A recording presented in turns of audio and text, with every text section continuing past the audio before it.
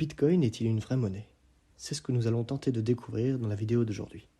Avant le 19e siècle, de nombreuses monnaies étaient frappées directement à partir d'or ou d'argent. Pendant une grande partie du 19e et 20e siècle, les monnaies les plus performantes du monde étaient convertibles en une quantité fixe d'or ou d'autres métaux précieux. Entre les années 1920 et 1970, le standard de l'or s'est effondré dans la plupart des économies. En partie à cause des pressions exercées par le financement des deux guerres mondiales, mais sans doute encore plus parce que la production mondiale d'or n'a pas suivi le rythme de la croissance. Dès lors, presque toutes les grandes économies ont émis des monnaies fiduciaires, en papier, dont la valeur ne repose que sur la croyance du public. Croyance basée sur le fait que le gouvernement d'une nation n'augmentera pas trop rapidement l'offre de nouveaux billets de banque. Ce phénomène est connu sous le nom d'inflation et c'est ce que nous voyons aujourd'hui à cause de l'impression monétaire, notamment durant la crise de la Covid-19. Le Bitcoin tente de surmonter les faiblesses de la monnaie fiduciaire et de la monnaie en or en fonctionnant comme une monnaie dite algorithmique dont l'offre et le taux de croissance sont déterminés. Aucun gouvernement ou autre autorité centrale ne peut manipuler l'offre de Bitcoin. Au lieu de cela, la monnaie est régie par des règles cryptographiques qui sont appliquées par un code informatique transparent de manière décentralisée. Le protocole Bitcoin semble accorder peu ou pas d'attention à un quelconque taux optimal de croissance monétaire. Au lieu de cela, il prévoit un ralentissement asymptotique de ce taux de croissance jusqu'à 0 d'ici 2140. C'est la date à laquelle le dernier Bitcoin est prévu d'être libéré ou miné et que le total atteindra 21 millions d'unités. Alors que l'offre limitée de Bitcoin semble être un aspect critique de l'attrait de la monnaie, la question est de savoir si l'offre vraiment fixée est devenue un sujet de désaccord ou pas. Maintenant, nous allons regarder les caractéristiques de Bitcoin et comment celui-ci fonctionne. De nouveaux Bitcoins sont créés et attribués aux utilisateurs d'ordinateurs, appelés nodes, qui résolvent des problèmes mathématiques préspécifiés. Ces problèmes deviennent de plus en plus difficiles et de moins en moins rentables en termes d'unités au fil du temps. Phénomène connu sous le nom de halving, mais nous y reviendrons. Bitcoin, c'est aussi un registre transparent et décentralisé qui suit la propriété et donc le transfert ultérieur de chaque Bitcoin après qu'ils aient été minés par son propriétaire initial. Une autre caractéristique de Bitcoin est le fait que toutes les quantités et les taux de croissance des Bitcoins sont connus avec certitude par le public, de sorte que sa circulation ne peut pas être affectée par la politique monétaire de la même manière que la Réserve fédérale contrôle les taux de croissance de l'offre de dollars américains. Maintenant, j'aimerais attirer votre attention sur les caractéristiques d'une monnaie performante. La monnaie est généralement définie par les économistes comme ayant trois attributs. Elle doit fonctionner comme un moyen d'échange, une unité de compte et une réserve de valeur. Penchons-nous sur ces trois caractéristiques. Le premier, un moyen d'échange. La monnaie sert d'intermédiaire entre l'acheteur et le vendeur. Le second, une unité de compte. La monnaie est la règle par laquelle les autres valeurs sont mesurées. Par exemple, un comptable peut vous facturer 100 $ pour remplir votre déclaration d'impôt. Ces 100 $ peuvent permettre d'acheter 2 paires de chaussures à 50 $. L'argent agit comme un dénominateur commun. C'est la norme commune pour mesurer la valeur relative des biens et des services. Le troisième, une réserve de valeur. La valeur de l'argent peut être conservée dans le temps. C'est un moyen pratique de stocker la richesse. Pour Bitcoin, il est confronté à des difficultés pour répondre à ces trois critères, mais nous allons le voir. Défi numéro 1, le moyen d'échange. Le Bitcoin est confronté à un certain nombre d'obstacles pour devenir un moyen d'échange largement utilisé. La valeur du Bitcoin dépend de son utilité en tant que monnaie dans l'économie de consommation due à son absence de valeur intrinsèque. C'est exactement la même chose pour l'euro ou le dollar. La raison pour laquelle ces monnaies ont de la valeur, c'est parce qu'elles sont échangeables pour d'autres biens ou services. Les preuves de l'empreinte du Bitcoin dans le commerce quotidien commencent seulement à devenir de plus en plus fréquents, de l'achat de maisons en Bitcoin à l'adoption d'un pays qui en fait sa monnaie légale. De plus, d'après plusieurs études, de nombreux commerces seraient prêts à accepter Bitcoin en tant que moyen de paiement. À ce jour également, très peu d'entreprises établies ont commencé à détenir des Bitcoins. Il y en a, mais ce n'est pas encore énorme.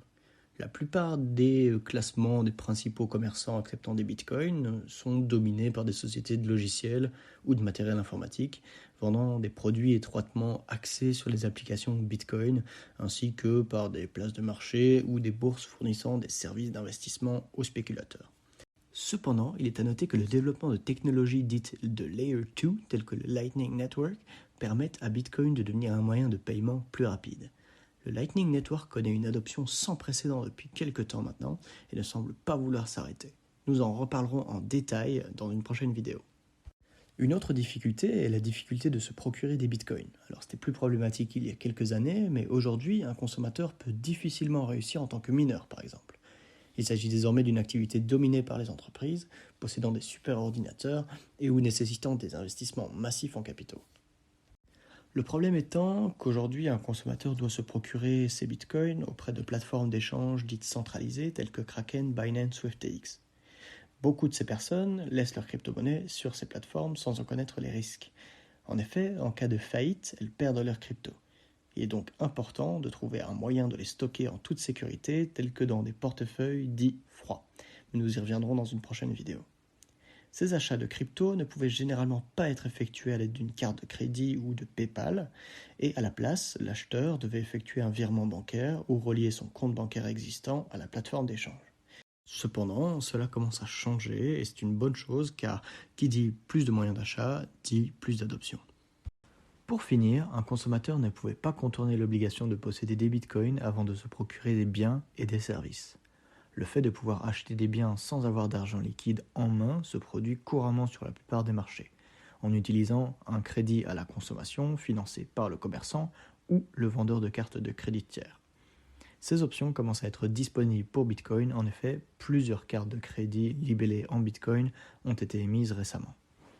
Nous pouvons donc voir que le défi numéro 1 est maintenant presque surmonté, ce qui n'était pas le cas il y a encore quelques années. Pour qu'une monnaie fonctionne comme une unité de compte, les consommateurs doivent la considérer comme de l'argent liquide lorsqu'ils comparent les prix de différents produits alternatifs.